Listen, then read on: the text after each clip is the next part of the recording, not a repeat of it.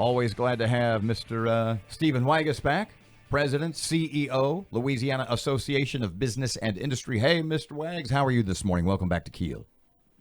Good morning. What's going on up there? A pleasure as always, sir. Okay, the legislative session is underway. Let's kind of start. It's circus time. Let's kind of start here.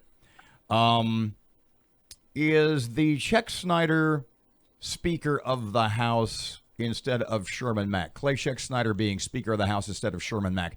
Is that an immediate sort of roadblock that could affect your business-friendly agenda?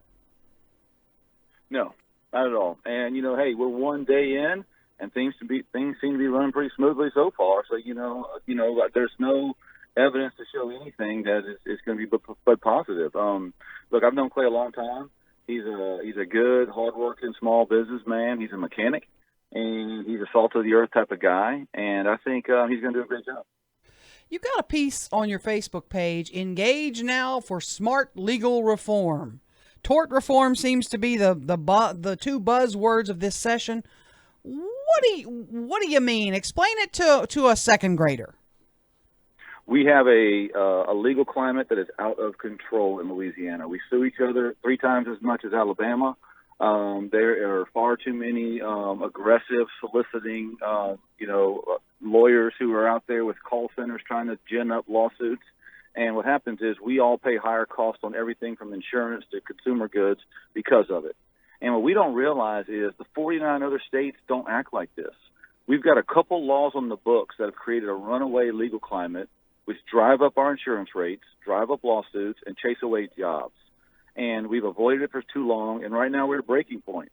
The commercial auto insurance market is in crisis. If you talk to a logger, or a farmer, a trucker, anyone who has a box truck delivering something across town, if you ask them, they are at crisis point. They can't get insurance, and if they can, it's at a huge increase of premium. So if we don't fix our legal climate this session and drive down rates because of it, it's coming back next year and the following year and the following year. This cannot be avoided. And so there's a bill by Senator Kirk Talbot. Last year, the same bill was Representative Kirk Talbot's bill. And it was flowing through the session last year until it got to the Senate Judiciary Committee, which back then was dominated by, as you all know, Ryan Gaddy, John Milkovich, and a few other folks, and it died there. That committee's different now. It's now chaired by a guy named Barrow Peacock. And Barrow Peacock supports legal reform, supports doing the things we need to do to drive down insurance rates. So Senate Bill 418, if that bill passes and is signed into law, I can promise you less lawsuits. I can promise you reduced insurance rates. What does it do? What does the bill do? All it does is put us in line with 49 other states. It allows you, if you get sued on a fender bender by some aggressive attorney, it allows you to have more say in what judge you're in front of. It allows you to have the ability to call in a jury if you want one, so you got a jury of your peers hear your case.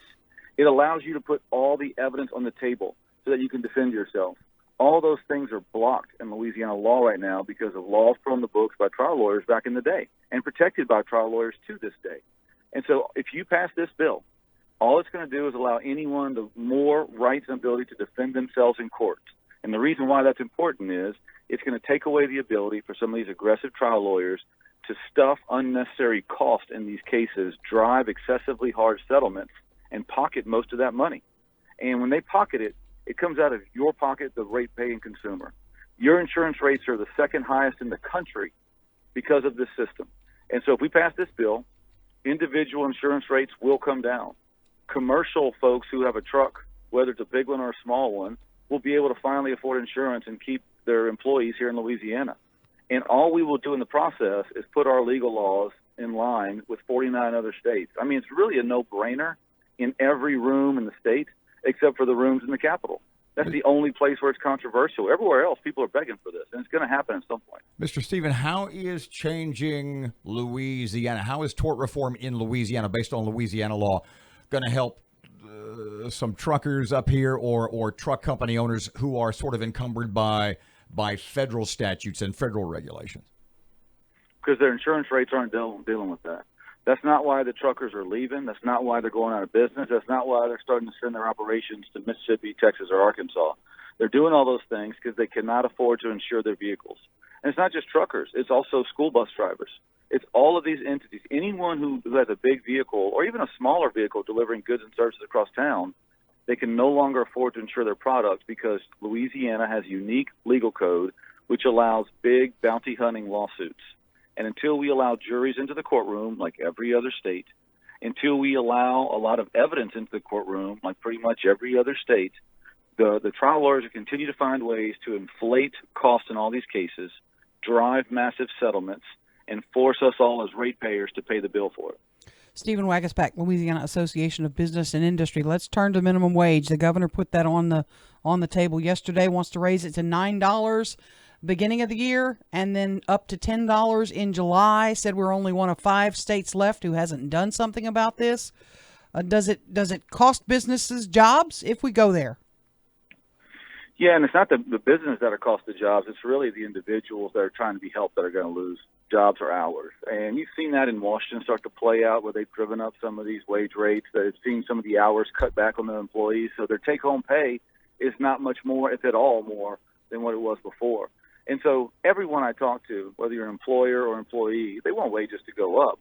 But if the government gets in the business of thinking the only way that happens is they throw mandates on employers, it's just going to make things worse. And so, yes, I think these bills are going to have a tough reception in the legislature. I think there's overwhelming support in the legislature for increasing wages, but not through efforts like this. And so I think it's going to be a tough hill to climb for the governor to convince the legislature to go along with it, just like it was a tough hill to climb for him to convince the last legislature to go along with it. I can't remember the number of times that the governor has pushed for a gas tax increase. Is the legislative makeup, being as Republican as it is, as conservative as it is in this session, just basically that's going to go nowhere? Nobody's even going to mention it. Well, I think you're not going to hear that debate until next year. Next year's a fiscal session, not this year. This is a non-fiscal session. So you're going to see this session dominate more like policy and watching the budget to make sure that there's budget accountability in there. I think it's really a policy session. Next year is a fiscal session. So you'll see tax reform, you'll see infrastructure debates, you'll see all kind of stuff there. So Lord knows what the climate will be a year from now. This year, we're kind of viewing this term at LABI as a 4-quarter game. This year's the first quarter. And so we, as the people who support free enterprise, want to defend free enterprise, we want to dominate the first quarter. And the first quarter is all about tort reform.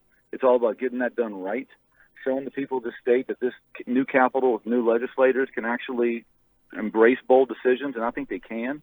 And so I think if the trust is rebuilt with people around this state in this first quarter, I think next year everyone's going to come to the table and say, all right, well, what can we fix next? And how can we do it in a way that works for taxpayers? Marijuana bill's been proposed by Shreveport Representative Cedric Glover to let local governments decide if they want to put the issue on the local ballot. Does that have any prayer? Jeez, I don't even know about that. I have no idea, to be honest with you. You know, our councils are going to be reviewing a lot of the bills like that this week. My guess is most of the folks in our orbit won't have much of an opinion on it. And so if you're just asking me to speculate, you know, I really have no idea. Because, I mean, again, we have so many new faces in the legislature this year. I don't really know where they stand on issues like that very much. I can tell you one thing. If it does pass, when y'all have that French fry flag behind y'all, you're going to be getting hungry every day looking at that. If y'all How's about taking that before you get on air, I'm going to tell you. How's about sports gambling? You know, I do hear that is likely to come back up. I haven't seen bills or reviewed them with our institute councils yet to see where our folks might be on it. But you do hear a buzz out there that there's going to be a serious debate on that one.